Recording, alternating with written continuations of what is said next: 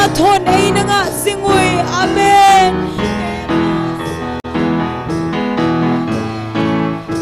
vana kilam to din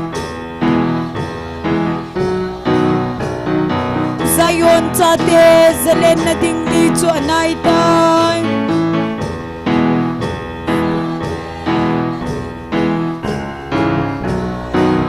na sau na dem o sopi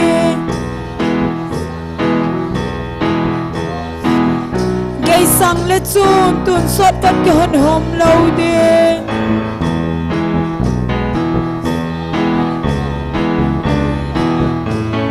hin khodam lai pakaya din pevin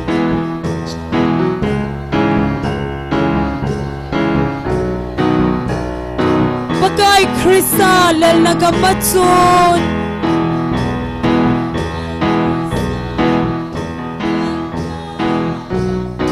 leng lalal saga gan thei talo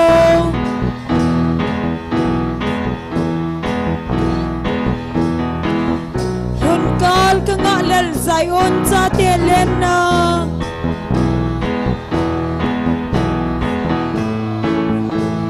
hitsu katun sodin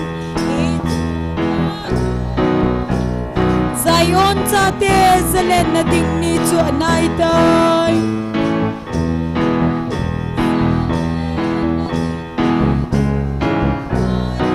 na sau na dem o sopi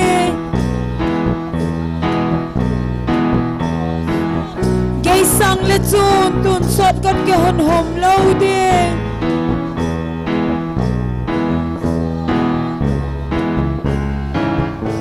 hin khodam lai pakaya din pevin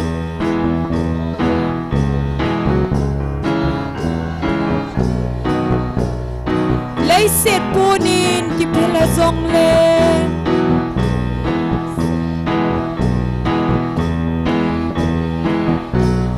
pi hoi ta chu kei man ka nei nai amen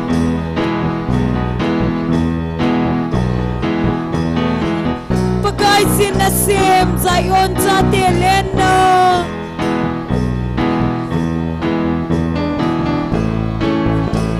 hi chu ka tun sot in Zion cha te zalen na ding ni chu anai tai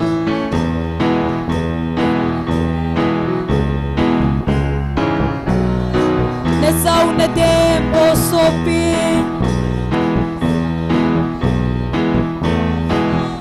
gay sang le chu tun sot kat ke hon hom lo din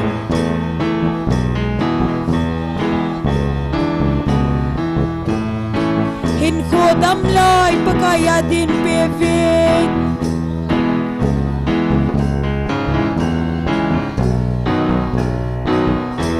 pakai krisa lal nagamatsun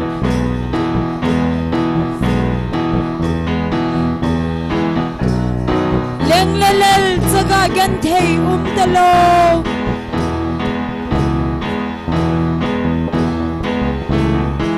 thun kal ka nga lal Zion sa te len na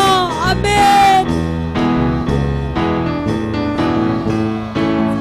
hichu katun sodin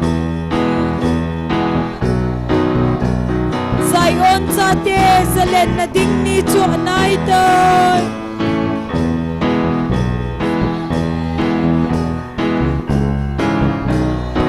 na sau na dem o sopi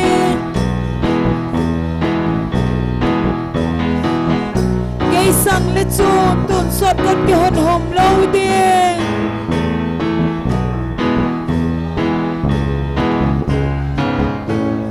hin khodam lai pakaya din pevin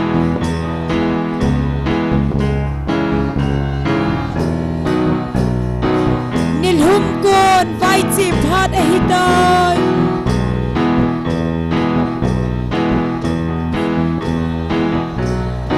van til te le mi thing chi masahon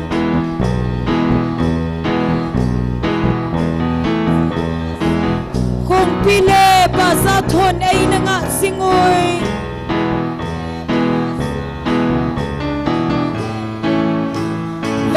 kilam to din Hello. Zion sa de salen na ding ni chu nai nai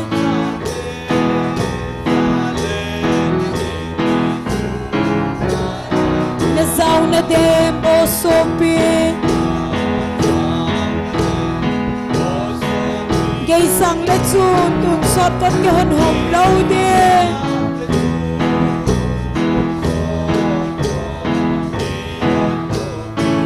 Ko dam lai pakaya din pivin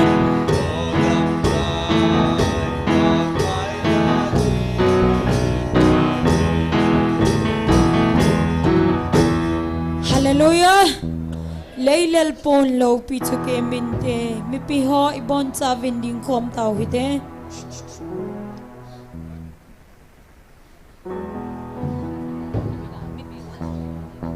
Hello Lai pat masang vin la sa dan chung chang neu zakhat hil chit na kai nei no men Lai fa ho hi boy o hin ila sa mi pi la sa hi voice hi ki zalo la phal sep nu le music cha ke ho microphone tu ho bo hi o hi ki za chi ja he moi lung na chim thei lo hi vin chi chu lai fa anangai hon lo nang an ngai o halang tu ni hin mi pi voice la di hi microphone wat he tin ti sen pa to ka ki hole ki ong hoi ta ana sa ta complain kana bo kana sai hi in he chi microphone chu ki cho lo hi in a cho na di lo chi ji a chu ki to thei lo balance hi thei lo hi in asunga ho hi ki boi lo asunga ho hi la pui khat chom lo wa le music to mi pi o hi achum choma chi la izat ham khat hi isa ma tha o hin na chi ji a chu mi pi o pui tu na dinga chu la chu microphone ki tu hi in ki tu nom chu hi lo ai wanga chu la lam kai hon la mi khanen o chu i pui tu lo wa da bo ye ti ji a chu musician ho hen mi pi o ha za ji lo na ki de ti a chu ki bo le le hi in e ho pi ham ki hil na di zong pon phun na di zong pon i deiwa i o chu balance ki tu chana chi thei na ding chu microphone hi online a pang hon nan gial thei wa le hin chu leo chu ngai ta apa ma ho za ngai thei ding asunga ho chu i boi lo we na che chu ene het thiam diwa ne o khat kai hil chi na hi e ki het hil na zo siu pakai minin ki ngai da mo te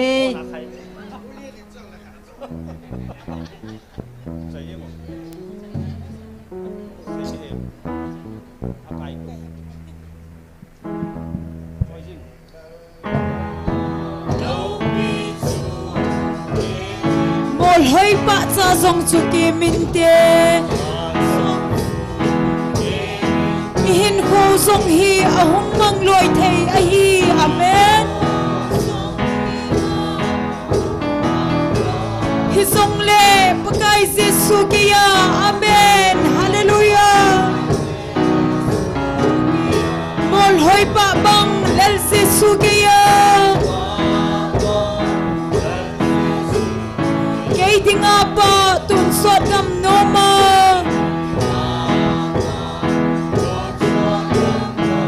Gen thei na azong amane yung pide Mol hoi pa bang lel jesu kaya amen Kay lung sit now gam nom e machun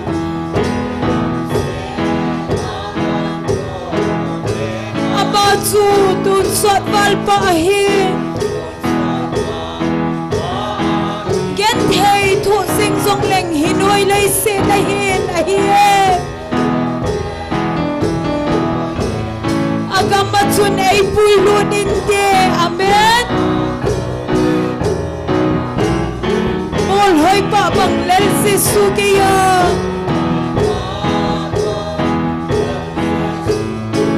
Ding apa tun sot gam noma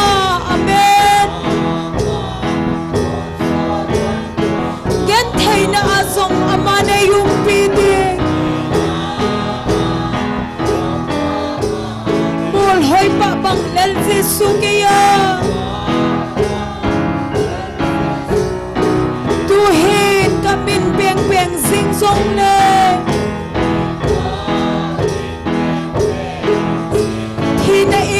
Kami na sin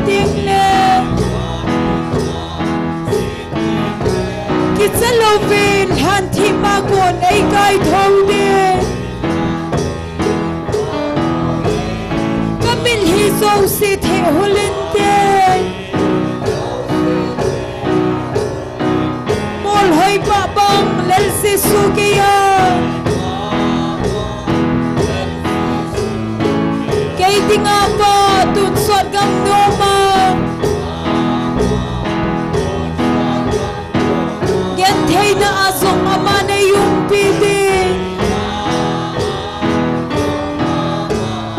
Mol hơi bạ băng lên si su kia Kagol ngay tiền hinoi lay sina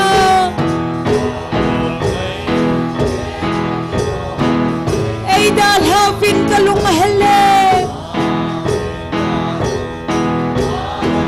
Isin song le kalung ngay bangin ka umna Mol hoy pa bang lel si sukiya amen hallelujah Mol hoy pa bang lel si sukiya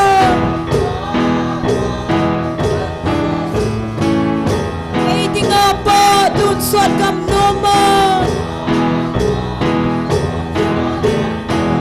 Ken thei na azong ama na yung pide Mol hoy pa bang lel si sukiya amen Ay lung sina gam nong e matsun Ama tsu tun suat bal pahin Yan thay thu sing song leng hinoi lay se na hin Agam matsun ay puilun inte amen Mol hoy pa bang lal si sukiya Kay di nga pa tun suat gam noma Yan thay na asong ama na yung pide Mol hoy pa bang lel si sukiya Tuhin kamin peng peng sing song len Thinain kami na sinting le Kitsa lovin han thi mago na ikay thâu din amen Kamil hi dâu si thi hulinte hallelujah Mol hoy pa bang lel si sukiya amen Kay di nga pa tun suat ngam noma Yan thay na asong ama na yung pide Mol hoy pa bang lel si sukiya Laylal po long pichuki minte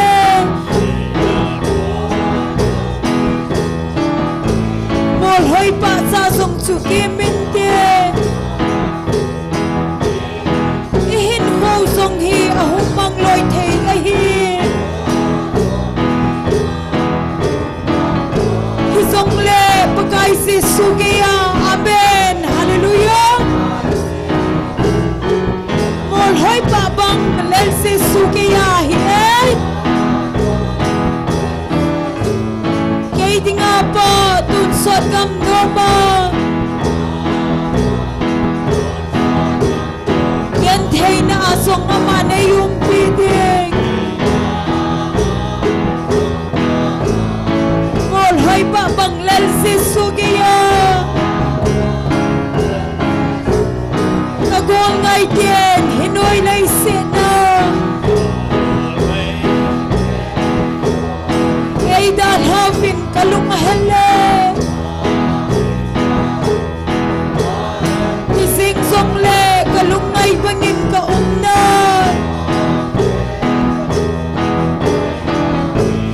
Mol hoy pa bang lel si sukiya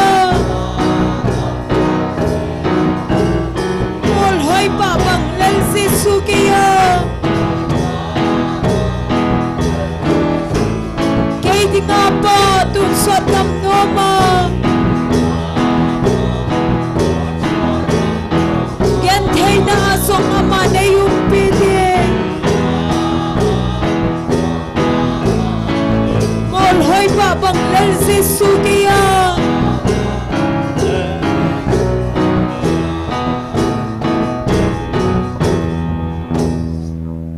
Hallelujah! Pagkaya pa'y Pat Zosin!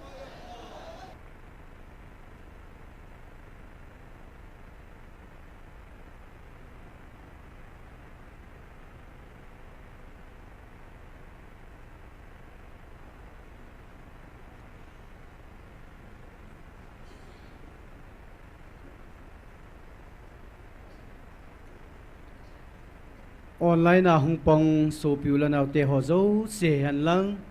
sile amuna hong nu le pa pile pu la na te ho zo se bon savin ni khopa ni khopai mu saw hat chung nung pathen thangwa nei pi ve pakaya phai pha zo sen amen ki pau men tu ni zong lagaw mei ti khom dinga pathen nei tu pi now kitup ta apa chayong sun thei ta zeven ipau pathen thangwa nei peven tu ni ki man cha na diu cham chan phong dong kating taw nei lam kai diu hi pastor thangneu hung hiding hin pathen wa chaila sadinga hung ki gong hi mi li a hin khatnai pa khu khup e gmfdi hung hiding hin ani na nu ching athum na nu wa wa ong hin tin alina pa thong len hung hiding he amo changi tu na pathin wa chaila sadinga ei ki gon piu che hin bible chang khalani hin simdo kininge rom bungge chang somthum la khat somthum la thum somthum la ge hin siminge chutie hi le hi chang thua hi pi sei dingu ham pathin ei holama pan le koi ham ei do thei dingu wa achapa khan lo hela e ho zo sidinga pi do jing pa chun e ho lung sit mana ama chu to thakana iza kai ei pi khom lo ding ham pathian han chumte ho chu koi ham a he sidinga thim chan sa a pathian a hi bo ve pathian lo pi han lang azi chu ipakai Jesu Krista ipakai Krista Jesu a pathian ngai lu na kon chun thina hinna vantil vaipo pipu tulai thu dola khununga thun thunei na chule noya dinga thilsim I machan ei khan theilo dingo hi tia dat ta ka ta san ei tai atu theng sim do naw pathin phat thei bu pi han taw nai gel do dingo ven jing ni khu hi counseling ai kita in atam theipe na hu hing na thu ki khol ki het chin num so piulo naw tam pi pathenei pi na din taw na neutin counseling ong lol hing ta hu hing na thu angai chhon angai chat bongwa lol hin na din pathin hinga taw na neutin alhachate ho jong counselor team ho jong pathenin aman cha kidang ta jing ni khwa jong thagaw mong thai tam pi hu hingam thena ding in taw na nei pi utin alhachanu jong taw na zui jing bong tu ni jong zui jing kin ute ti chui ki tem naw hin ten chule em sung gil muna hi jing ni khuting le hin inam pom piu thalanga ke sia le fole kukin pilam kai ho so zat ham khanin jing ni khwa hi meeting a neuwa inam sunguwa kham theina ho chule kani han lang I pi jong le kham theina chi chom chom thagaw hin khu suboi theile e Christian hin khowa ta san cha te le ta sa hin khu suboi the ho thua hi ke holim na nei diwa hin hi cha hin lam kai te ho lungel thim theina pathin na hin pi wa tunia kham thein ho zo se hi pathin mena thachate hon an do dal diu la lagaw mong tha an gel kho nei taw taw no pathin sana jing ni khwa hu ke CLL F lam kai ho mo pu na jinga meetingum dei ta na pathin hi ke pa thu seutin ama hon jong pathin lung de ya ke ho la na le thulu anei theina din taw na ne gel do hite he changa ti chun taw na ne ne hiten taw chai na hi ke ma ma nei ki ta nge taw taw hite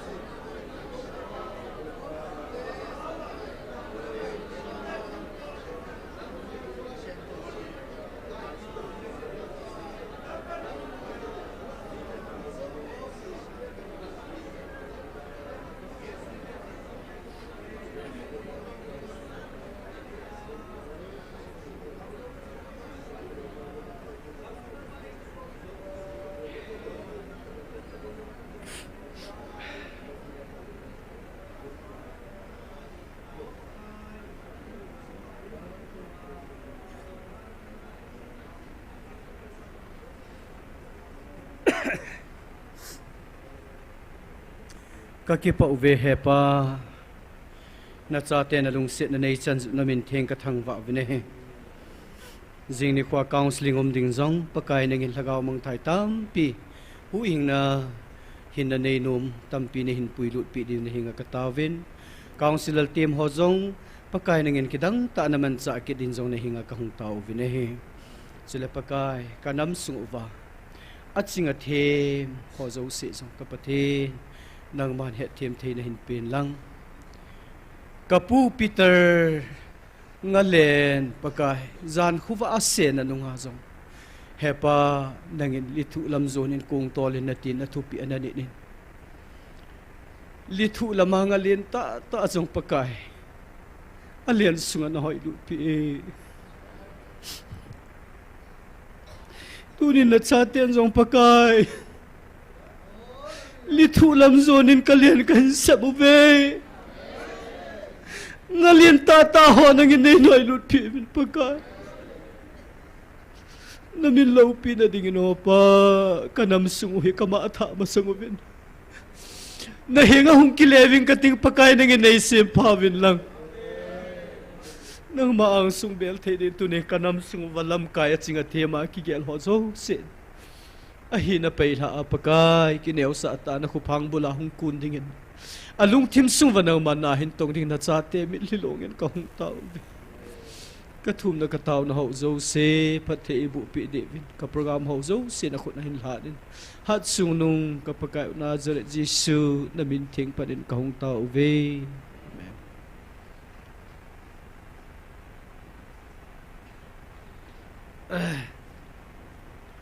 อาจว่าละสาธุอิเซลเล่จานละจูกรุ๊ปกับนาเฮเล่อิสเจงโอวินเอวกิปามดันจูคอยมาจ่าลุงหางาทุ่งไอโมเซมปูวินนะ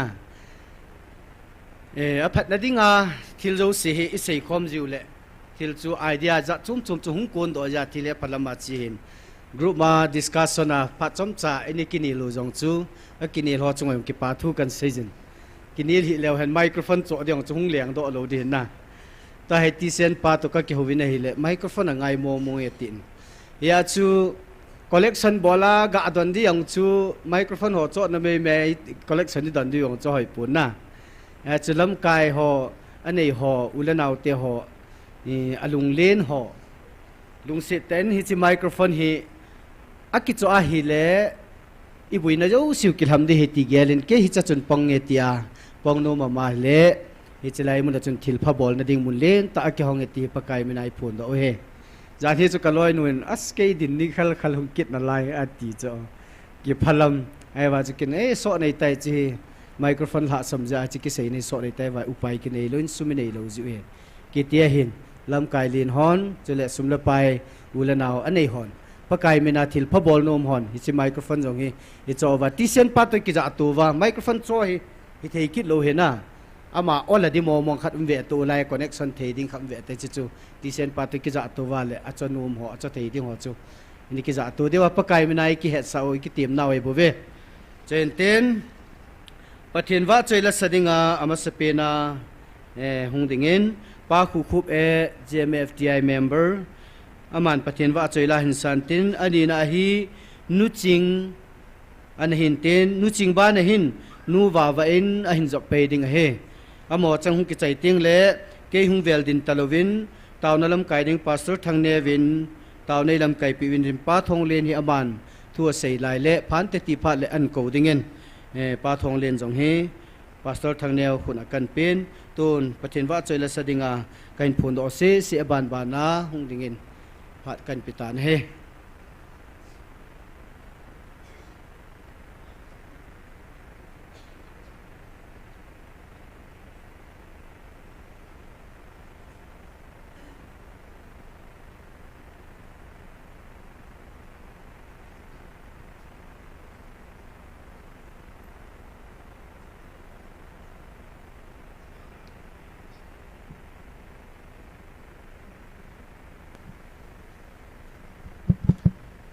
ฮัลโหลกิปามเบสเองตุนิสันเกียพัดพาอีเปียวดำนาอีเปียวประเทศมินโลปีกระทั่งว่ามาสันเฮกิปามเบสเอตุนินอิมาจ่าหิตหิจงเลงตุนีลุงเกลากูนากันซิมวิเลปูนุเลปาเตสุปีนามไงสุปีไงติเกมันกันซิมจิลากันสาดิงหินเกี่ยปัญหาอิมาจากเพียงที่องค์พระจงเละเต้านาเต้ากามินินเต้าจุดเตละกบอลปิดินเฮเวติประกายสุนอาศัยมาบังอามาอากุนากัทุมนากเต้าหอเอสันปินตุนี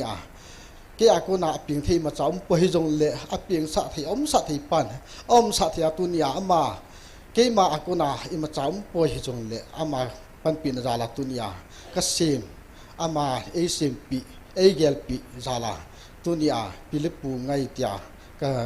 กลสิมปาสถิติงากรมจีอินประเทศเละมีปีหอยลุงเสียขตัวเดลลำไก่หอจุเละเห็นว่าแหปาซาลาตุนีก็ดินเทีประเทศเละเห็นว่าแหปาจุเละมีปีหอยรูเสียกว่ามากิปาทูอาเวลินกันสิกินไอ้ตัวอิมาจะตั้งเดียโลอินเซตัมตะโลอินก็เลยสาดินจะปีเล็บปูไงเกี่ยมันกันเสียมจูเห็นสางเงี้ยเลยจีเกี่ยมาอากูนาอิมาจากเพียงที่อำเภอจงเลยสปอนเซอร์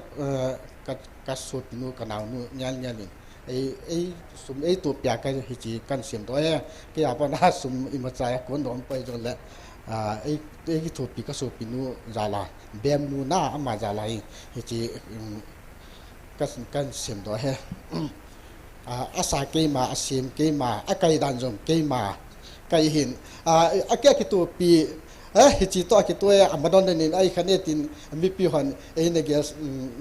ne ngai sit pi hi vin lang ke ma ko na ping thim pai jong le ka gel thi chana ka gel la hi chi kan sim do he nei kho to nau nei kho sa na ja ho hi chi kan sim do he le philip bu ngai he chi thau le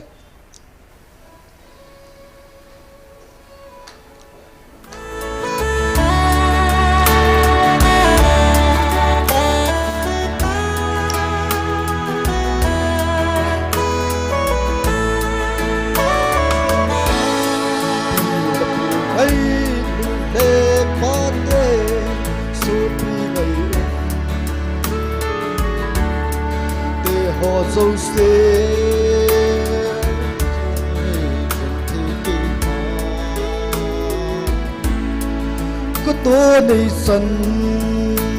bao hồ cái kia gì tê lùng sùng kịp ma nàn ô ca tim ê lê thu nó tin im mơ ly rộng lên chúng ta thì na lê thu xê u hẹn hít su về hình áo pi gì na hi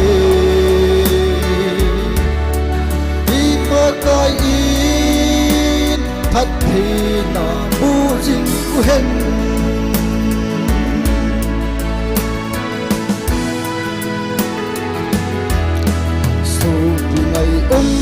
để họ dấu xí lên vai kỳ ma chúng nó thiếu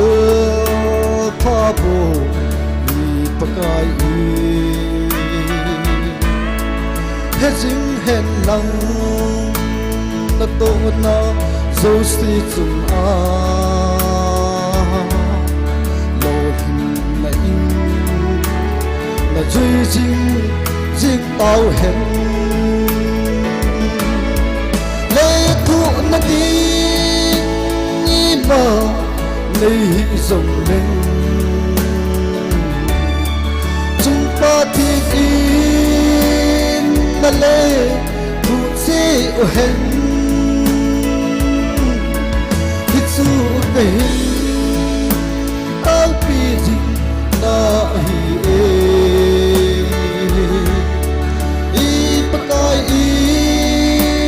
thật thì na bu dinh hẹn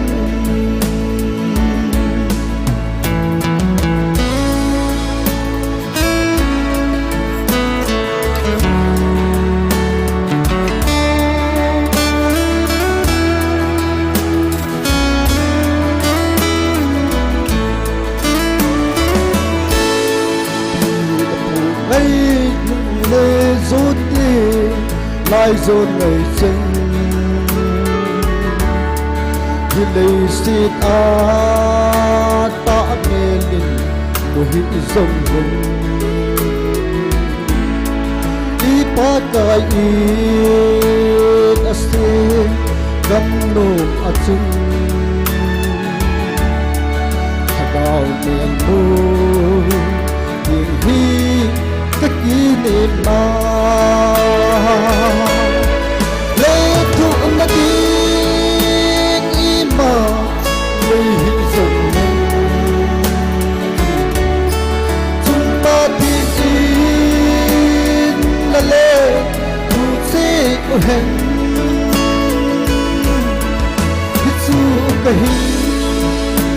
áo pi gì na hi đi ba cái ít thật thì na bu dinh của hẹn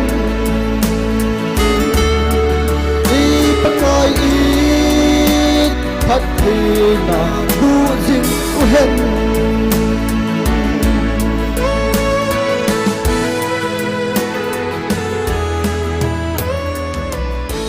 thì nên bọn gia đình phải thì bộ tàu hen thì phải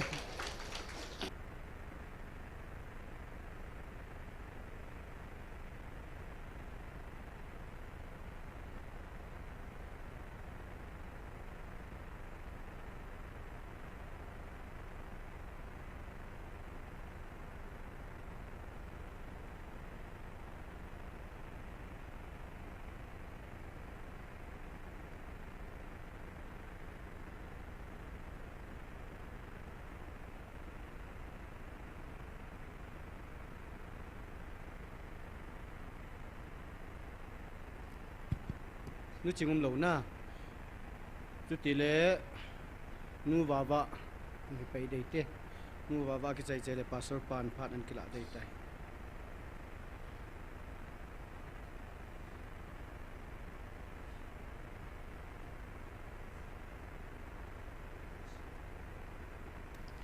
damna mantam ta ipiu pathin ka hin thang va in pathin wa choila pathin ko na oi ki za namun ti chu ka hin sa ding hi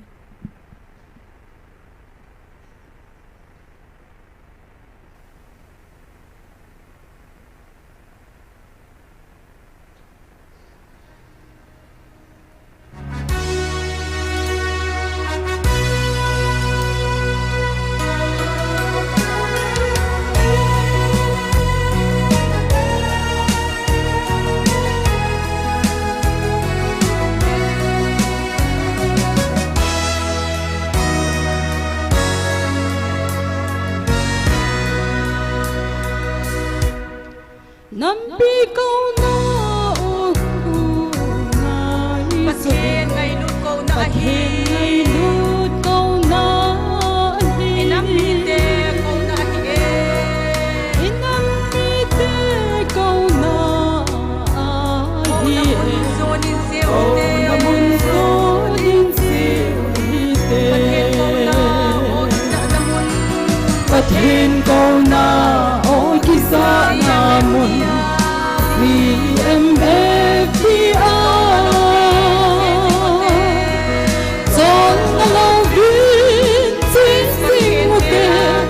Pathin ke la tao kho ding in Tao na mai sa mê mít lâu đi tao na mai cha mây mi lâu ding in Pathin in thu ai piu ve tao na con gan sa ti hiu ve son na lâu vin tao sinh u te Pathin câu na ôi ki sa na mun CMFDR Son na lâu vin sinh u te Pathin me la tao kho ding in Nam pi câu na o isa na Nam pi câu na ôi ki sa na mun ngày lụt câu na ôi ki sa na Nam pi phát thế bộ chân na dinga I pakai câu na o hi Pathin câu na ôi ki sa na mun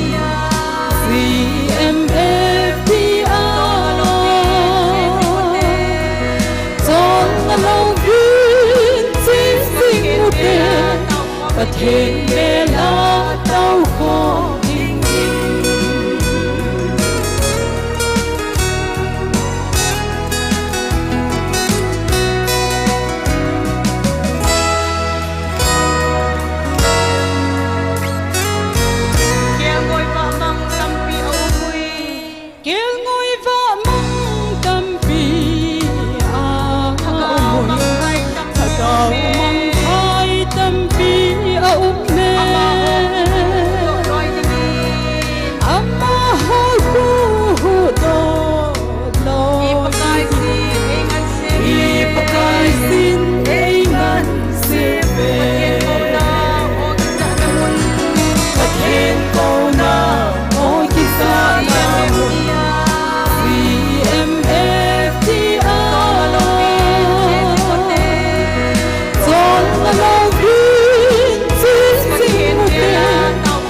thiên nghe lá đau khổ ta xa lên cao ngọc sắt hiên về đã xa lên ha cao cao xa rồi mà đi lâu về viên tao xin một rồi đêm là lâu viên đau xin ngủ tê pakai tha suin tao đêm pakai tha sungin ta gan so lai san hiên gan so na isan di ahi mà thiên câu na ô kinh đã là một mà thiên câu na ôi khi xa nhà CMFTI Son là lâu viên xin xin một đêm và thiên nghe lá đau khổ Son mà lâu viên xin xin một đêm Son là lâu viên xin xin một đêm và thiên nghe lá đau khổ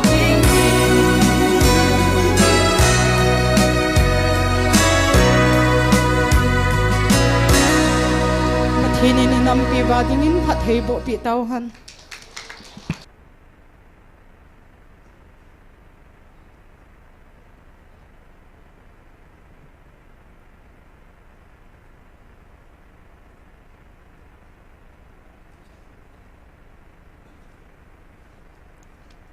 Patin kamsang sim thang ni 23rd April 2024 Joshua bung som chang som la nia pat som la li na sim la ngai ti in na nampi ding le tunia hung tha ho dia ka ho pi na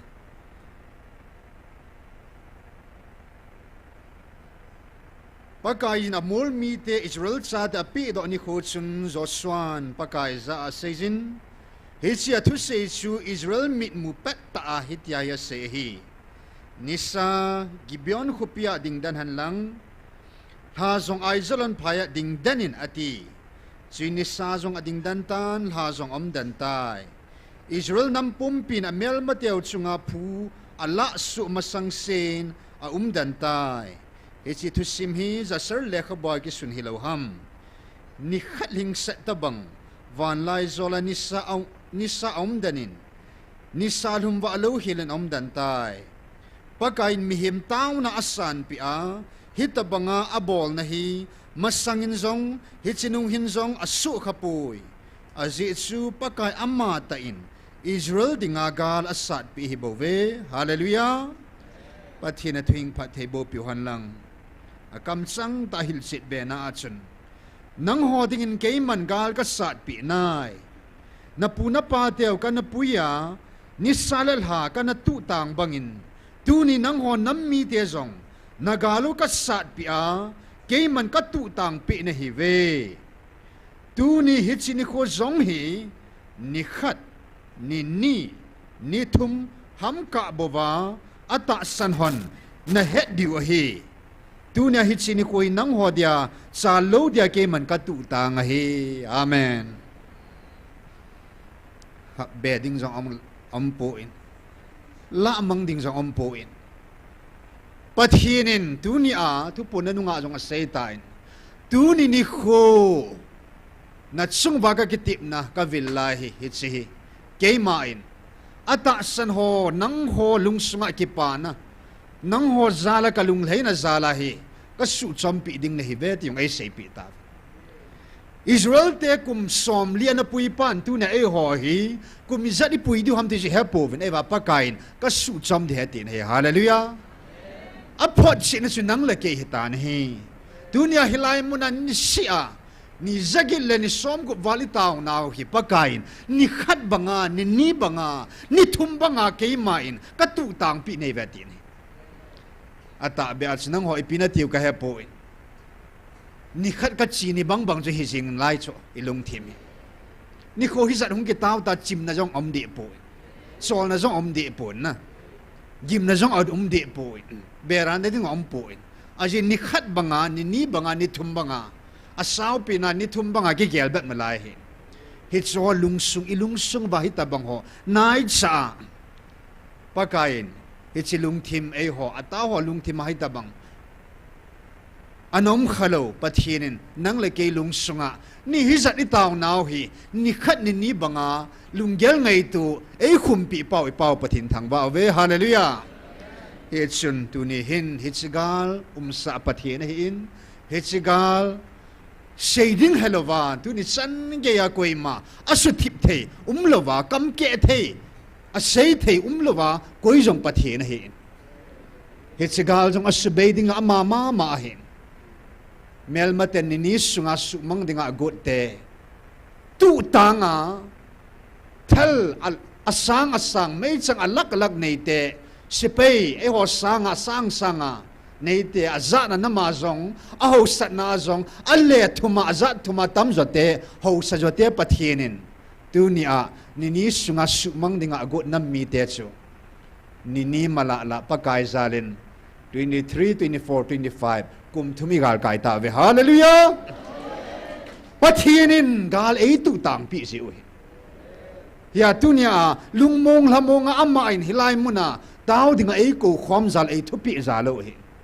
hilai muna lagaw me iti khom za lo le lagaw militian khom ova hilai muna khalhel kitil khov ama i wa chei khom za lo ba pathienin ei ho khela gala sa de hallelujah ichum thu seding am pa kai nan gon dingai tai ima kho hi pathinin to gun lo pi ta man agitip no zo si abana hungil hung ding hin akhat na ke pa thu na seutin pathinin hichigal ei tu tang pi wa dunia ni kho hi za taw zo thia pathit ei koyo ni khat ni thumbanga lunggel ngai tu inei theu wa ke pa ta kalsona nam pi dinga milisyang jing the zevin pathinin galai sat pi zevin khat na ke pa thu seutin nampom pi pathinin van nui het ai ka sim diu na heti hallelujah van mi te het in jong ai sim ta win van ti lo het jong ai sim ta win van ti lo ai pan pi de ai sol pi ta ve van nui pum pi nei het naw khat su hitabang gal ahung lun sung a hin pakai ichung wa e hon nam ke bol na ta ba ke bolum lo hi ni pi noya mi azazain mona nei lo hel ichanu inu isu pinu mi ni ta hitia chu kichip na nei wa hichan ge din mun ho chu laya pathin hagau tu pun na sei tai nang ho hi nai pi na ki bol thei wa mati nadi naw jong ki sei do thei lo nam nei bo ve ti al atak ku nga hanga asu piu naw chunga ha hi ma melmate masanga pangam lo nga nei bo me dak ngan aki he bo ama adi na jing zo hang ta sei do ngam lo te he bo en pakain inamo din mun kito chana hen van nui hengin inam pum pi ei po nat pi deven ade dia mi zo se nu a ko ne hen mi yo se nu yo se lungila hen achu khata in ya chu pakain he jesu keiman kan la adua van nui het dinga keiman ka to mong het ti he jesu hong viral ta in india gam pum pi kiling tan van nui a kiling ta in he jesu pathienin ithu gim na hong van nui henga ithu na pau chu izum na pau chu iza cha na pau chu pathin kiu se na het pa cha malung na chimpon na van nui pum pi na het dinga pathienin he jesu pathin thil gur an phau za he tai ani na ningkum December 5 Jesu pe ni masapen pen nga van ti lo le van mi ton anani chu pathienin kan nam lan mong na hi ve ti phot sit na in nam ho sa ta nam sing nam thim ta zong le pakain an nam lan hi naw phot sit na ding in van noi nam zo sila alhan tu mi hi naw phot sit na in ape na ni khu ani dan e hilovin amang masapen nam hi ta ve hallelujah he so sa pathinin inamo hi ta sing zum nan an inamo hi vanuin iza chat na izum nawin vanui ani ke thang zong lew han thagau lama annam lani hi ve ti pathinin pathin thugil thuta phot se nin vanui hinga I thu pathin aphungjal kita ne vanuin pathin nam lani hi ve pathin vil sa te hi ve ti an phot se na ding he ta ne ya pakain tunia van mi tel van nui het na inamo ei tun pi ding ziu le van nui le van mi het na pathin ei sim ta zevin ani nan ge pa thu seuten athum na achun pathinin alhagawa a oa ei vil now sang athupi zo ompoi ki pa zo na ding ompoi alhagawa a oa kam sang ta ei vil now so pete hitsikal wala ki pana na holai la chun mutapun na te le ya hin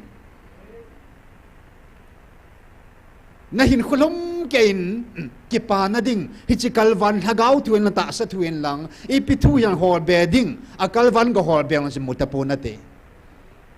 aki dang pen pathin ngai lutna annam lan atsadi ta hi naw phot sit na ngai lutna sang pin pena pakai ei ngai lutnaw avan lal to na dal ha alopina azana van tilan tupini tupi ta awa chei pa athing ti a athupi chang khalong pel lova van muna alopina mun pathin alal to na dal ha annam dei han atsate a o al hagawa hing vilo kalwala ke pa na ti umpo ne he chen pakain ei vil zivin o ei za sa zivin hit sang point thum je chen masapen penin pathin hinga ke pa thun sei khwa mote taute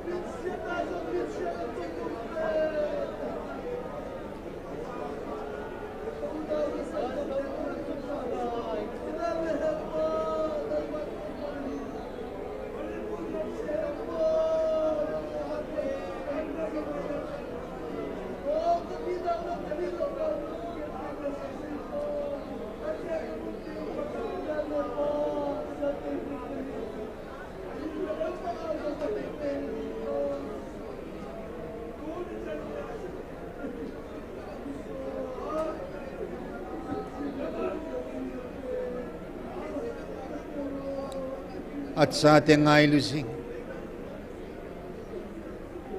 O kapaw pathin na ngay na natsa kahina na nam lan ka hi na na thil sim la chung nung pen ka hi na phot set na paka tu khang na nunga nang mata na ke pat do a Israel te na tun banga paka kanam pumpiu tun na dinga nang ma tan nevil zalavin ka ke pa vi paka thagawa nevil zalavin ka ke pa o pathe na o nei za sa zalavin ka ke pa iti ngai no mum hitam paka thagawa kunun ne nang o tabang ompu nang o tabanga pakai nem ompu nang o tabanga gil ompu nang o tabanga lungmo na o ompu na hi tuni a na sa ka hinaw pa in na o ne hung sa jim ke pa thu ka save tu pa ta ke pa thu kan sei naw lung se ne na mai sambela mit li puma kan sei na te hong nang phat thei nei bu pi bin ti in je shumen ka hong ta kho mo ve pakai ei ko naw ei vi lo naw ana tong dinga ei ko bo hi in a sei tho ha ki chai ding hilo ta san na ki chai jing ding hilo pathin ka ngai lui tai kama seya ilunga he na ki chai jing de hilo ben pakai a thu pi ni ding a sei ju to do ding kal sun ding pakai khut thing dom dinga thang dinga pakai ei ko bo hi o iza sau hi in to kilhona yun 18 niya pathin hagaw pathin kam sengin amasan nang ma ani nai nai niso athum na in na hobong alina na gamsung na namsu hizouting le van noya ati hi ya pathin na to di ta chu ya ki pandam na nga ki panding tu lang hin e hozong alang pia inam piu dang thilibui pi ka vin e hozang lep la na kyum lag guzin na ya tu ni hi pathin ei pe dung zui chewa abana Paulin Timothy hinga 1 Timothy bung thum na as a saint ho bung lam kai khat ding sun ama sapina ma nul na be ki tim thei hiding jin dot thim hiding zuhe lo hiding midian manglo hiding ta chu pathin thua mi hil thim mi hiding condition tam ta sen ani na an sei na chu a insung pata putuk ding aji at sa pata thunun hiding athum na chu pulam mi te phat sei chang ding mong he ti chuna pulam mi te a phat sei thei mi he de he ti chu ei mo de ho bung ki tu no wa ei mo de lam kai ki tun je wa a lam kai hoyong ga su lo nam yong ga su thei lo he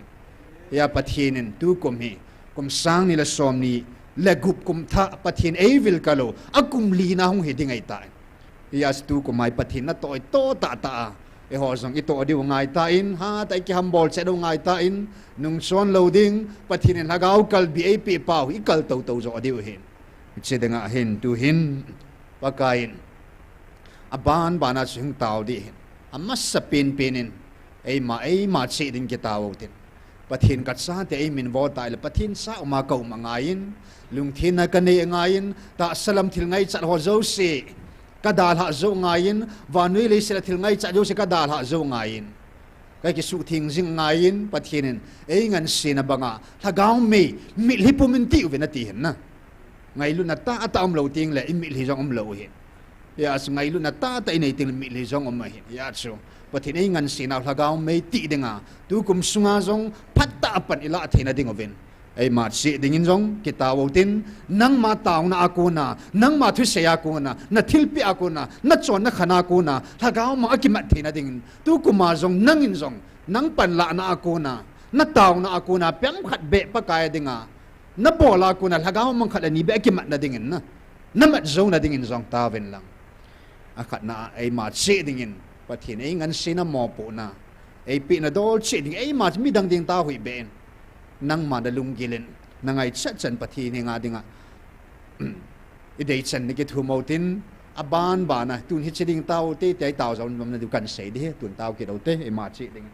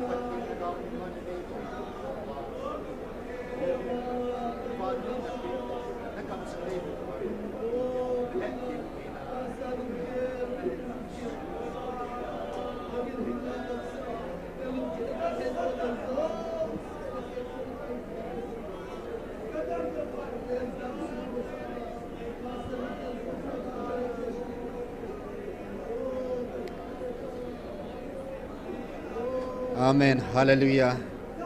Ilunggilinan tao zam kidautin. Tuhin item ning aninan say pekit kate. Ipuno azong. At sang sinasuot sa poin. Sa pangatumanein. Azito amo tumanay kinin. Migit anasuot sa avat. Tunya insung kima. Pagkay ko no izaava. Insungin kilungkat adin kaday din komova.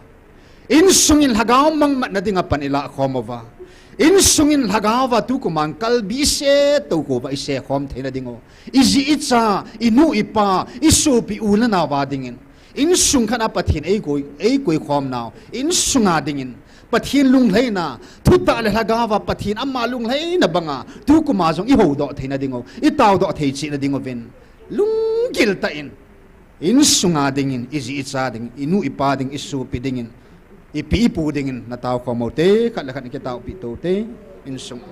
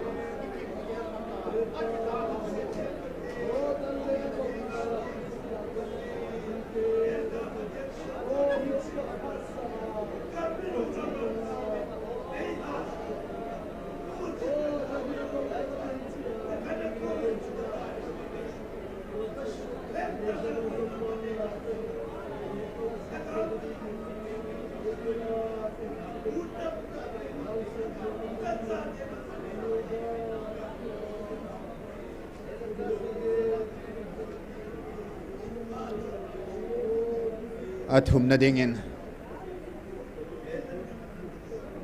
ho bung chan khompi ho ini kai khompi isu pi ho ding na tawultin adia na pastor pa ding tawin na evangelist pa ding tawin na kial ngoi chan khompi ho ding tawin pakai o zawa pathin dei pi ham mai cham su thingovin thagaw manghu do venti pakai ho bung ama de banga aki phu da ding sa de hin hi je chun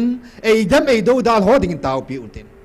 tu ni in na kai khom pi ho bung kan na kai khom pi ho na to khom pi ho ding in lung lu ta in am hon song pathin on za wa i za khom theva pathin lung dei banga sung pi sunga ki put do ho bung hi thei su ke na ding oven ho bung ho ding in na taw ki do te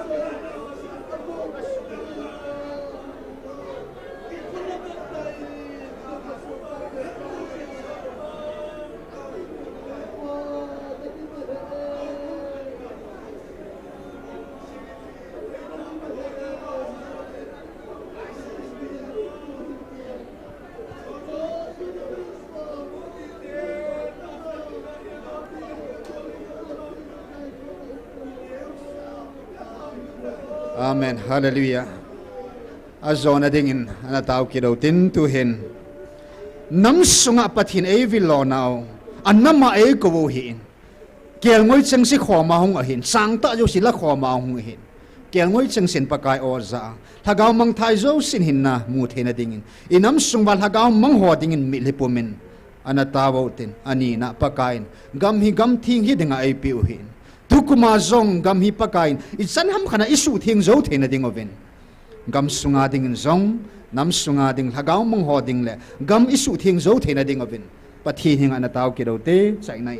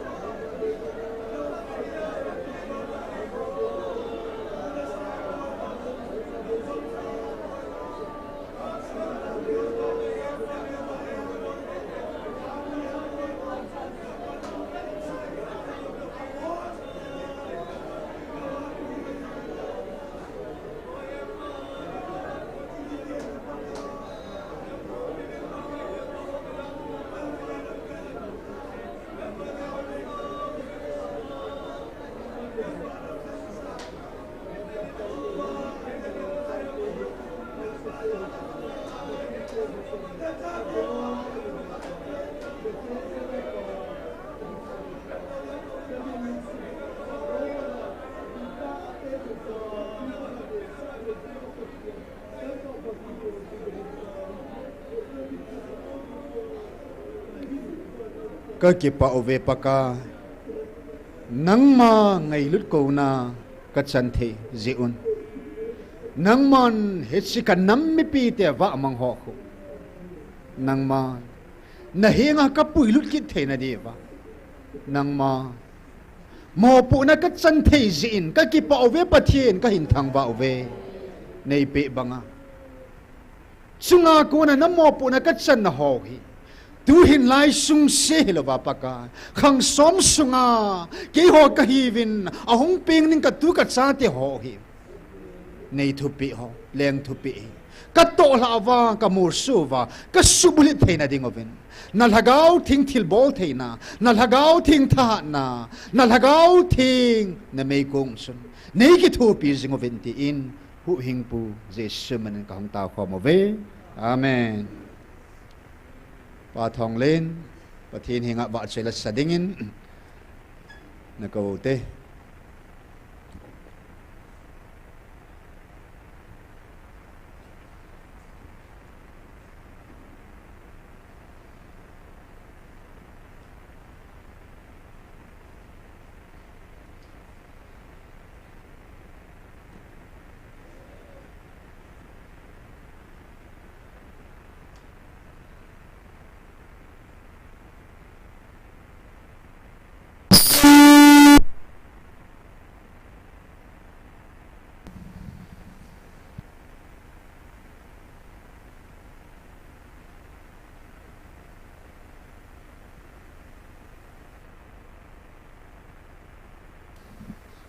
hello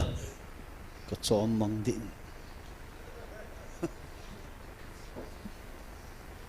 pathin wa chai ni dingin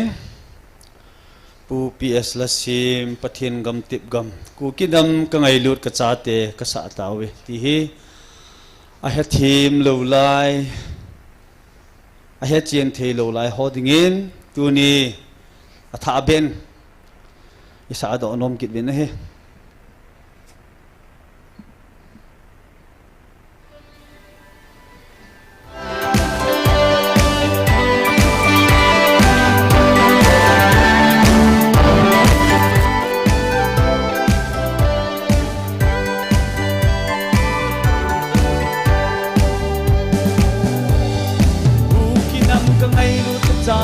sa ta ve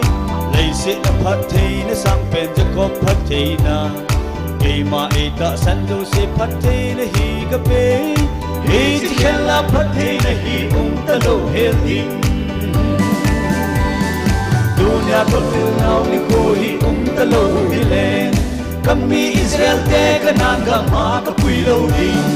có sao van ngồi cái hát đó nó giống lâu hết đi ta bất thiên hin na chang la chu ka hi ati na ham pha ve ka hung dil nau lum mo min lei ki namma sammu muthim thang kal se mo a hi tai namau thil dang ka koi ta poi na kal se diu zong sep ta lo wa na chop khup jo u a hi ati ichi ki pari kho dalun da la po vinge dunia có vil nào ni ko hi ta lo hi len kami Israel te kanan ga ma ka pui lo ding ko sa wan noi ka that do la zong lo he ding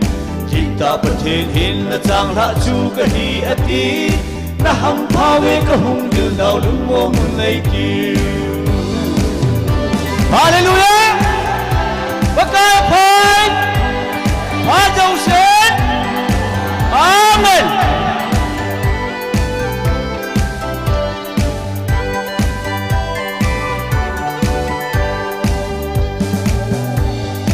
nam sung kito mo na kay man ka su jam dingu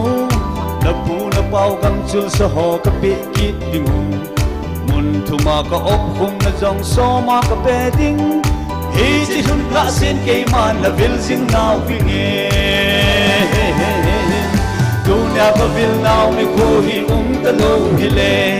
kam hi Israel te ka nan ka ma ka pui lo ding Rosa van noi ka that do na jong lo he ding kita pathin hin na chang ha chu ka hi ati na ham pha we ka hung dil nau lum mo mun nei tiu lal to na sang pe na to Emmanuel pathin chu ser fin ten va chai na la ngai asa pi jing Gabriel van ti lin na din pi jing ei ho pathin van biên vạ cháy chim lâu đình ê ho pathin hình jing dunia ko vil nau ni ko hi ta lo hi len kami Israel te kanan ga ma ka pui lo ding rosa van ngoi ka that do la zong lo he ding di ta pathin hin la chang la chu ka hi ati na ham pha we ka hung dil nau lum mo mun nei ti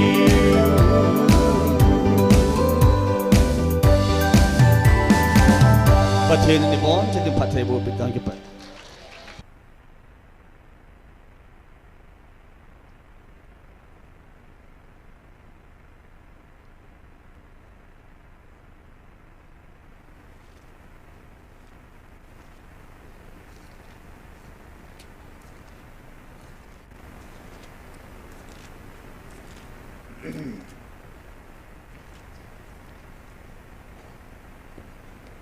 tu la kalunga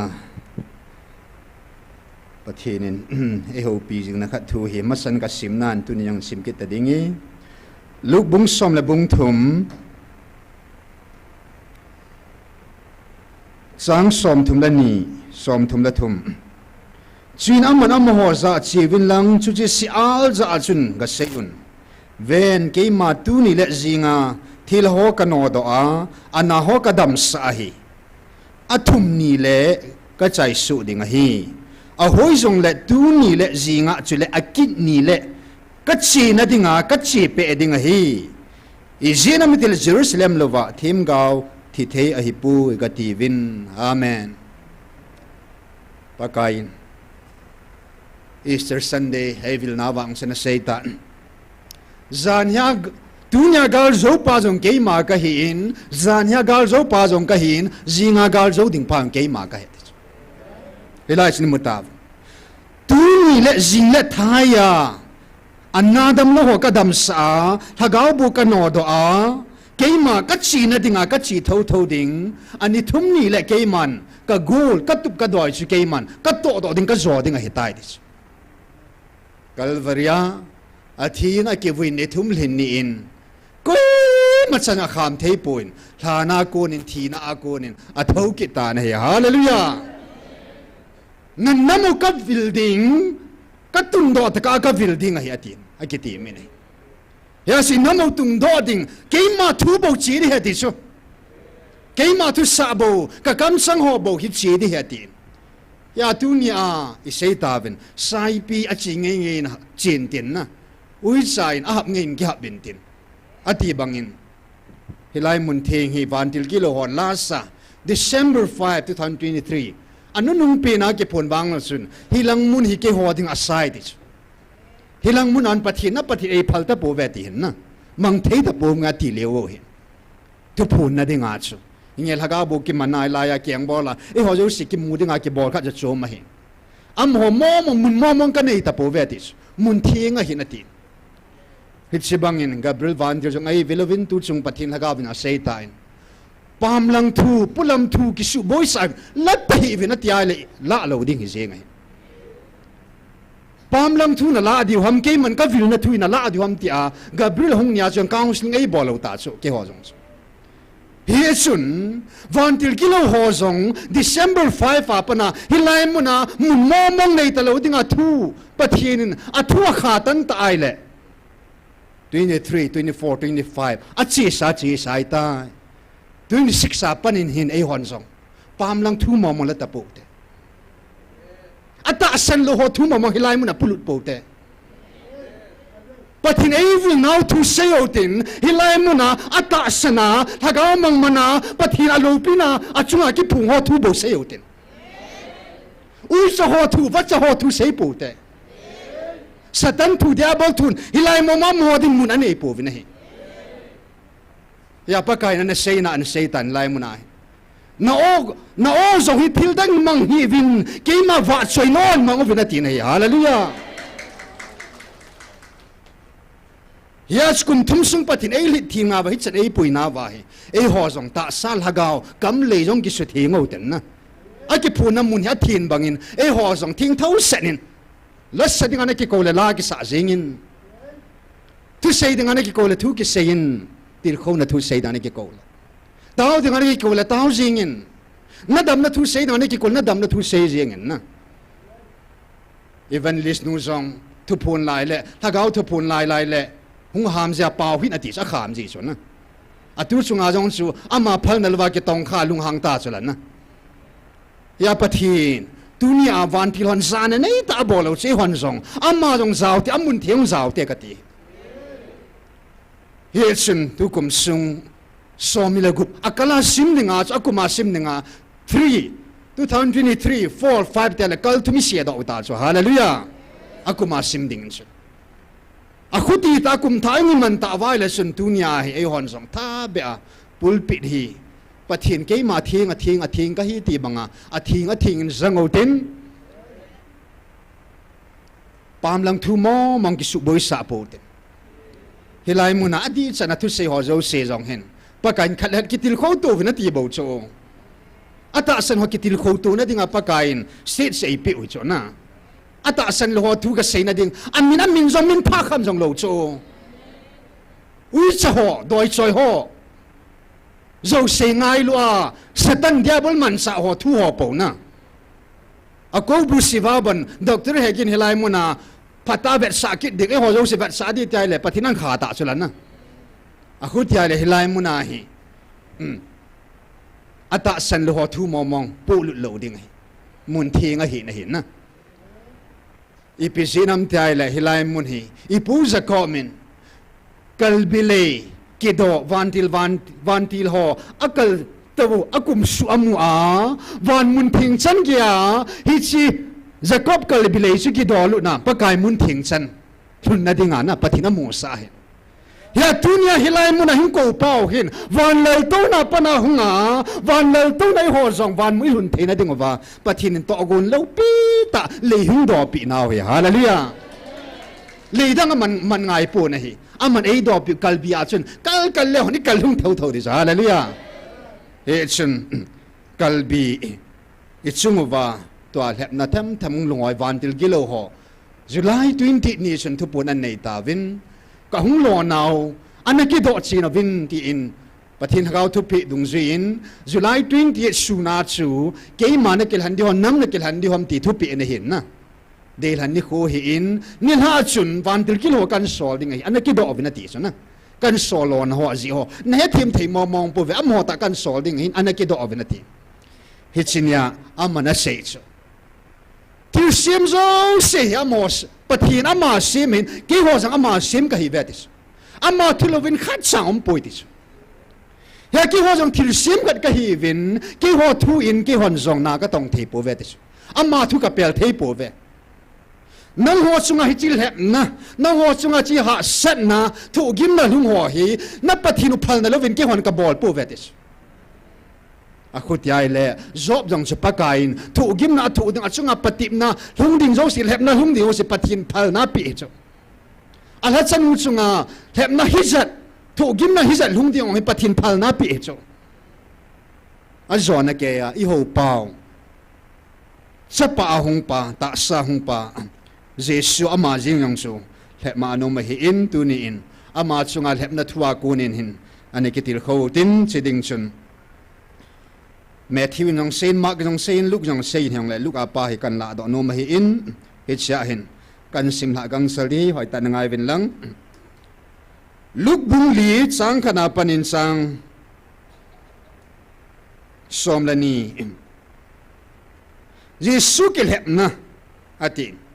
si ing Jesu lagao thing dim senin zoldana kunin akilen chule lagao pui hoizin gam thima ni som li le ni som li diabol hepati min au min hi chule ni chu changa chu imacha nelo a hi chuin a hin phana agila kelta na hi chun diabol na za nangma pathin sapa na hi le hi chi sung hi chang na asu na ding thu pen ati jesun adon bunan za mi him sang ha zinga hing loading a hi ati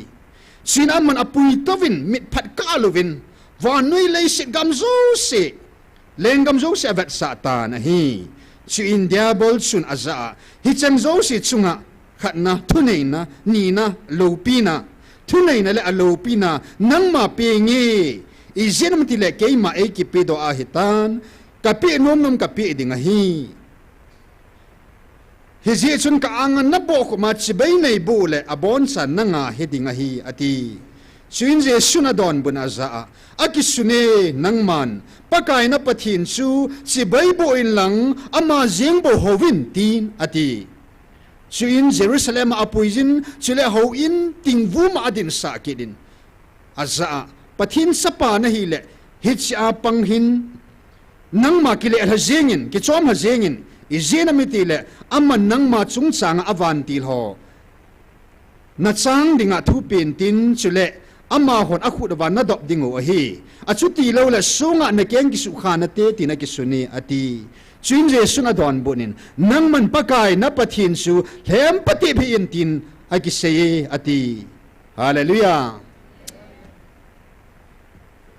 ipu zop long su pakain satan chu phal na apia van munana no la sa pa chu amun thinga lut dingin phal na an pitai asupa alhatsapa nul na be zop patip dingin hem ha zo dingin ama ki ngap sai lung sung be pa pathinin asupa achapa chu zop chu hem ha zo pon te ti hata na hallelujah phal na api in api dung zuin khat ve ki wei pon khat ve ni ve thum ve alhem ne amasan anei anga zo sia la mang pin ani na in acha zo sia la mang pisakin athum nan ama chunga na hung lung ta ni anna tho sungin sun koi ki tho pi mala la achunga hitamang thilhun phanin akhat na ai nei pi ama ding lep na bulpin apang kita ama lang apang lovin angai lu be egisa in satan man sa ai kita chu na azijong jan man sa ta chu na pathin tai tom tan ti chu ta chu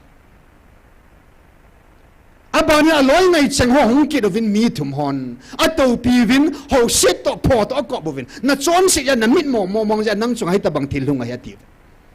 ho se ke ai wangin zo min aloi ho jong azi jong van noi thil jo se ke lep la sa po in gal zona changena ya hallelujah ya lat sanu jong pakain zob banga ati na tunia thu ha na pin min khat thu dinga chu ha sai nai na ya nam sung bai ta bang thu ha sa hi ama chung tai lo bai koi madanga koi ma chunga lung khanai lo ya zob to te ka thei lo ba pathinin sana hung le mo ve dang ka hung le mo ve he nge ata san lo ha konin sei sit dem na hung lungi thil pa bo lo zo se jong asila mena ki le he ta ne van til kilo hon jong lemun siang le ho lat sa ata san khom pi adin khom pi ding pathin leng na to khom pi ho di ta jong asu mi ding ai ki go vi nei ai lo le to khom pi ta hon jong aziham achaham ato khom pia ku na jong lep na tu kan jong om mi nei a hin tu ni chan ge in lep min jong le lep la nom po nei hallelujah a ding zo jing nei ya tu nei ho pau ta sam hing ka hi atin yun 18 ni pathin hangau tu pun gil pina ka ge la hin ken it's ni ko yun 18 ta ba gil ding um nai poi ka ti ke nop ka sa dan nan sini chu agil dan khat sei lang ho lat sa ho in ki tu to sa ta vin iki koi sa khale ki tau pi tu vin na ki bung khan na pe no hi ho tum ne ya ho in tum ne ya na ki gyal na pe no pai na ki bung khan pau na pau ke ma ka le so na pen hetin a liung so ta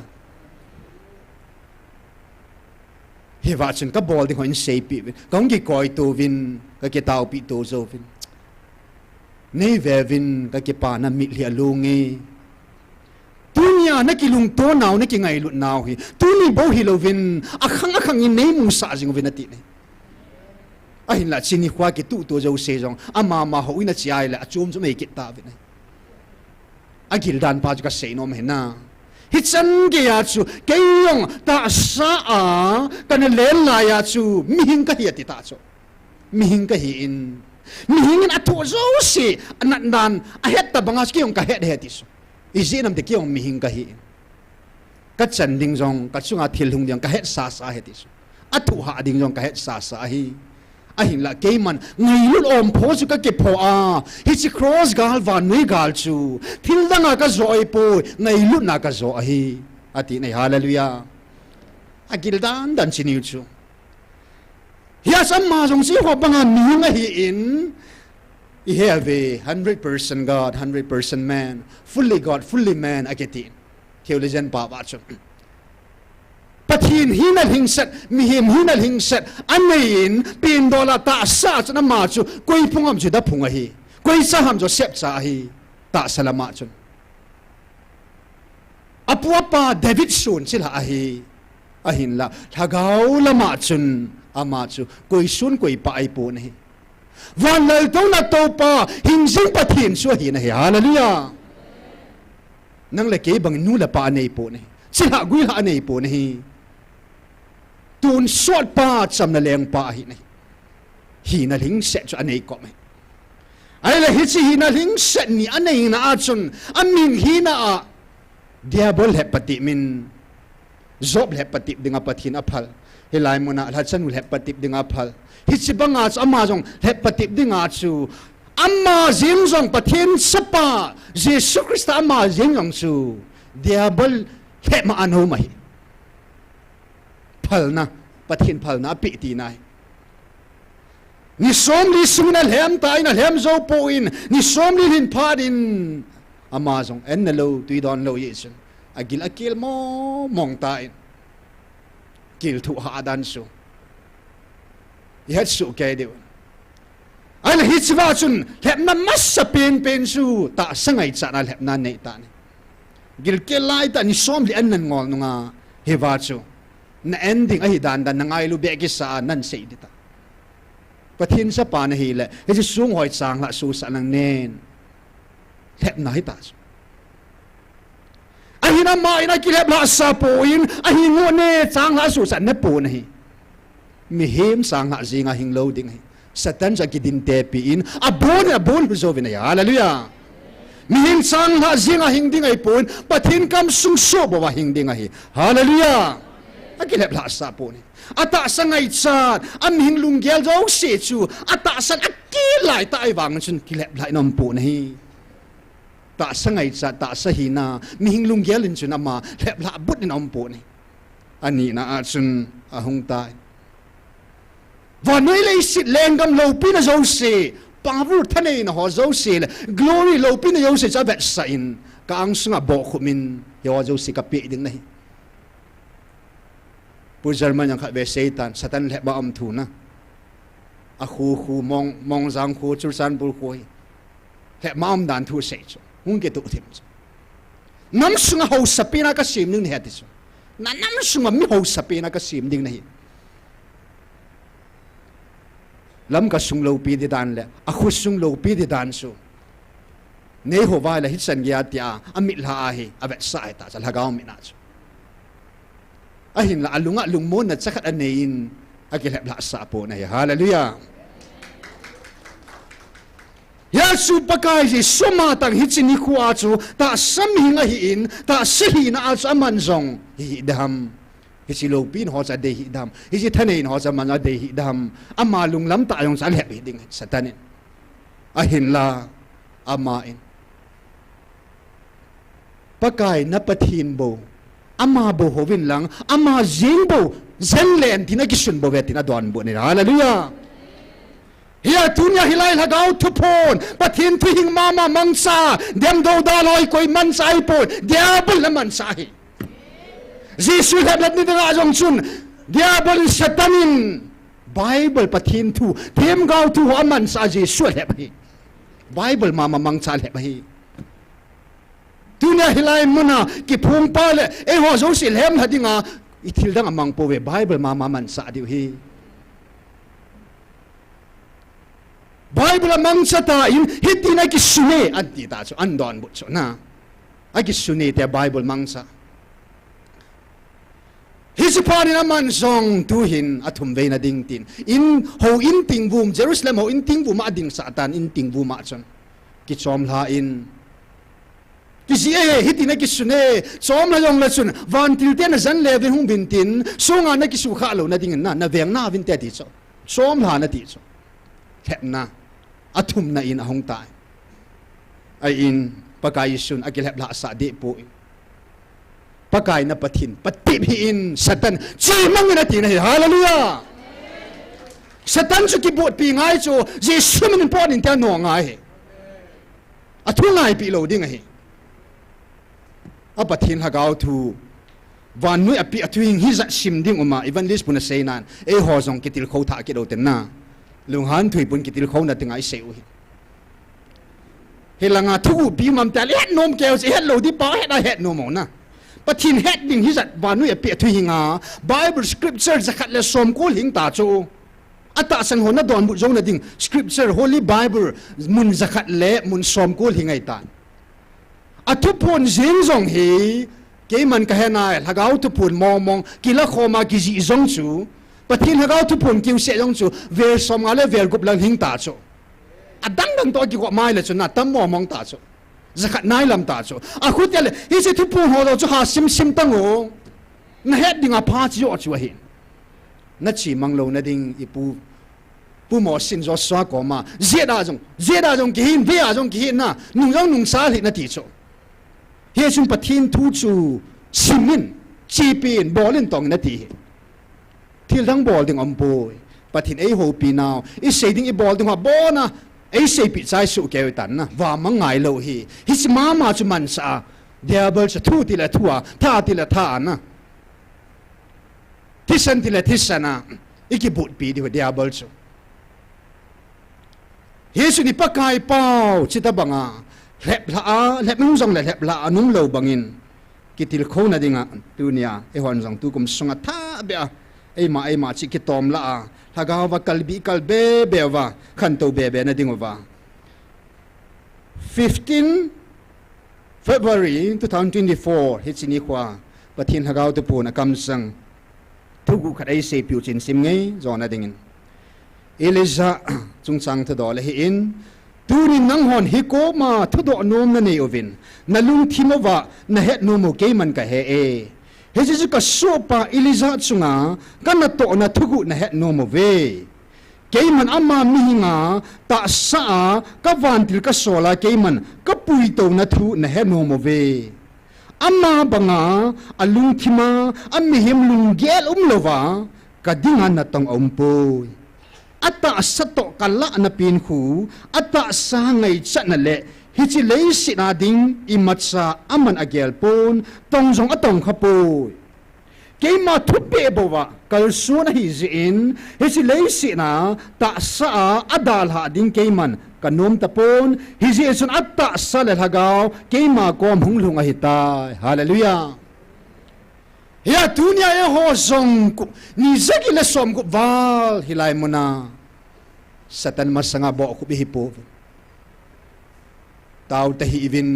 tiin ho in ting vuma ko nin dan hong kile hakitan hello ham ho bungin ting vuma ko nin sun satan Jerusalem ho ina pana in ting vuma pan sa Jesu le banga chu Hobung director at chelhi na chu pan sa helai muna thagaw mei ti achi ho chi phi bin ta kham na nei ta chu vanui khang tu sima ke hel ke khalo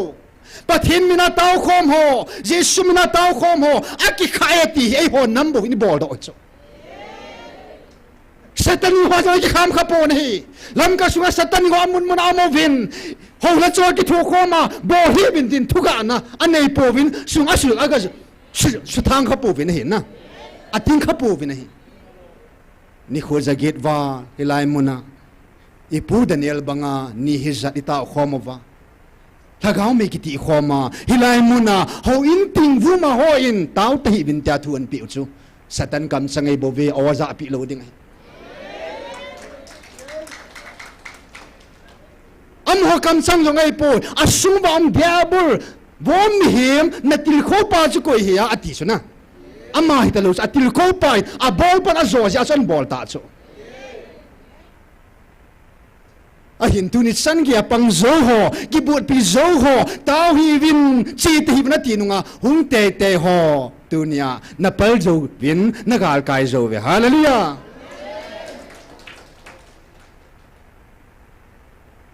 hepati bin omen ata sangai chat ho zo sa gil lai ta jong en he tunia hi chimun thenga hunga pathin zala ata sangai chat ki zo sa talo he nge het thei pending in masangin hilai muna ka taw masangin ke jong athing lo ho kan ne in aneu pina se dinga chunna kom ko ho chan ge tiute kanal hai in tun wang thin hin khu ta sa dol nya het thei chang din hilaya ka taw na kunin ka ngol tai ti yo se pakai min dingo te hallelujah dingo te hallelujah hallelujah khut be na piu te hallelujah gal zong hi ta ve hallelujah ta sangai chat ki jo sa ta lo na alei alol lo kha ding nei ta po ve hallelujah lo na kha ta ji ba pakai mena na chung ba pathin pan sa ding itai hallelujah to bo mia za si ma hi hallelujah avelin ki pa na khut be nan piu te satan nan na lep ba hin na dunia na gal kai itai hallelujah azona a dunia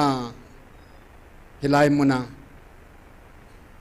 ho bunga pastor khat hiya ho bunga evangelist khat hiya ai lo le nam sunga nam lam kai khat hiya power jong nei tho na share hi na lo pi na yong sa nei tho ai wanga dunia hi cho zo si da ha zova pakai anga bo kuma pan la ho zo se ho bung sunga nam sunga to mun kham khama ne ho zo se pakai min ding ke do te hallelujah doctor hagin ho zong hi in na ho bung sunga pastor ka hi ti ho evangelist ka hi ti ho chair ka hi ti ho na ai lo la government servant hil nang ipi dong la na ding ke ta diu te om sang se pakai min khut ben ne yo te hallelujah he nge pakai min to ke ta wo he asu tuni ni khwa hi apan mun atu mun kilit sapia ki hoi tho sapia satanin 20 July ni la ki phuna ki hon kaman sao akhat na sum ani na kilit sa na athum na thunei nok na he ti chona e ho he the dinga chu chair ti taw te na to mun hi cho pan mun a degree a title chu hi chu a degree title a chair a pan mun pa chu da har zo lo hilai mun a hung thei lo ho he dunia amman ipin kam thim sei jong le to thim satan o ngai hoi bo chi in to thim nang degree khat PhD khat hiya theologian khat hiya nang ho bunga executive khat hiya nam sunga nam lam kai mi het the khat hiya power de na a glory lo pina de nia apan mun ho zia ti pum ti ba hing set na ya mit ni na ya damun lu sang mit lang khat na kal do zinga mit lang khat bia damun hetalo van gam lu dinga phajoi ti so hallelujah na zia ito mun zia hichi power ka inei zia hichi glory mun ka inei zi me a chu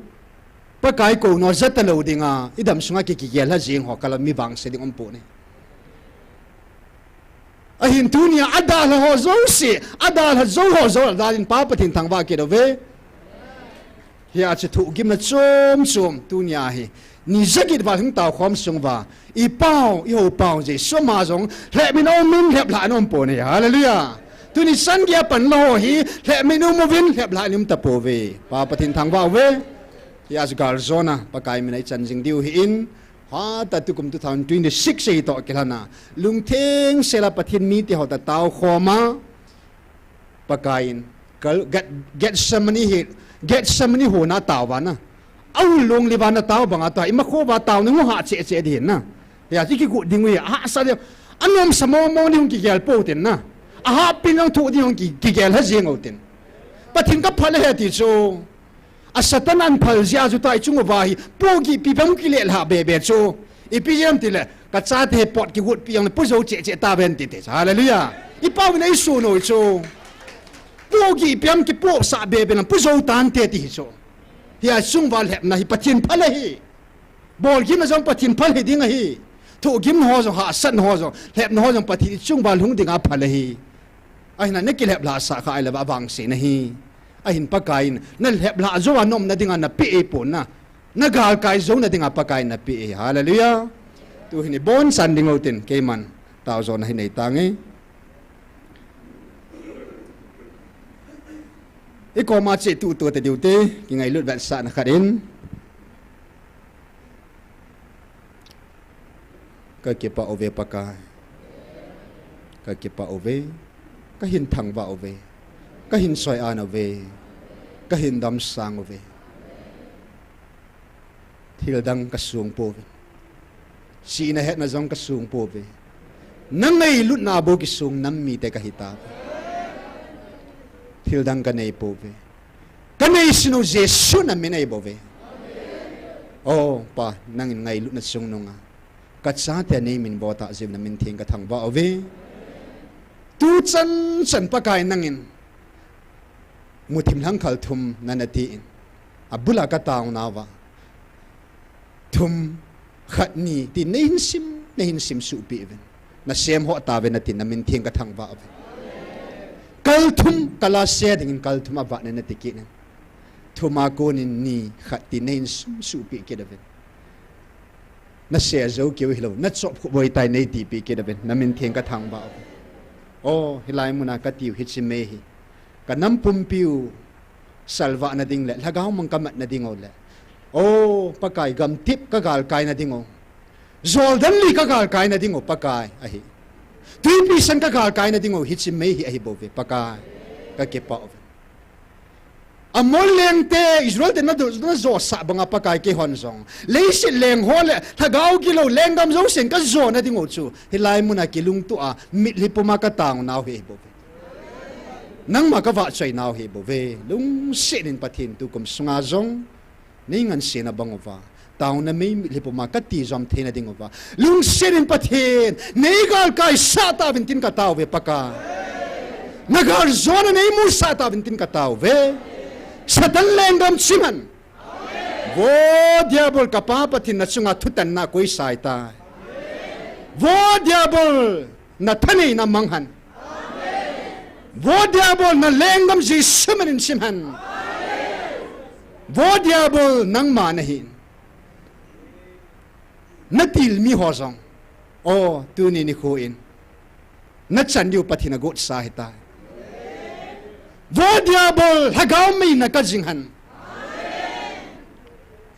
hepa ningan sena bangova na cha ka hinaw tu komin pathin na cha ka hinaw iba noi mi te mu sa bebeta ata sanun hozong pathin nang tha na tha ta nei pe vin lang ata san lo ka nam mi te hon song ke sei wangin til so zo sei pathin til gon ka nei bo beti akam sung wa hin pot sa tain o pakai thiliza kai gong tu nei bo ve van til kilo ho sung ang nang thana nein van til thing ho sung ang thana nein mi kilo pen pa jong nang man sung a thana nein mi chon pha pa jong thu thana nei ka nam piu tu kum sungen paka ka to dung jibin nang nei le thu tavin o pakai muchi pha tu hoga pha nei lo sa pan tavin ta ka ta bo he na Michael van til jong hom nge ti ta le pakai ata san hoding hin hop za satan o pa athum ben he o man tha sa pu winge paka thaga mang mat na ka nei diu he na lung hol na ka nei diu he pathe na lung lam su bulit na ka nei diu he bo ve ke pa ove tu sin ka taw khom na dama nei zo sa naw ke pa thu sin jing ni khoyang a pa ho min kel ngui ching pa in nei ching hoi nei kai hoi kit ba hilai mun thinga thagaw gal sat khom ding in na van mi te na van til ho zong na mi thing ho zong a taw ding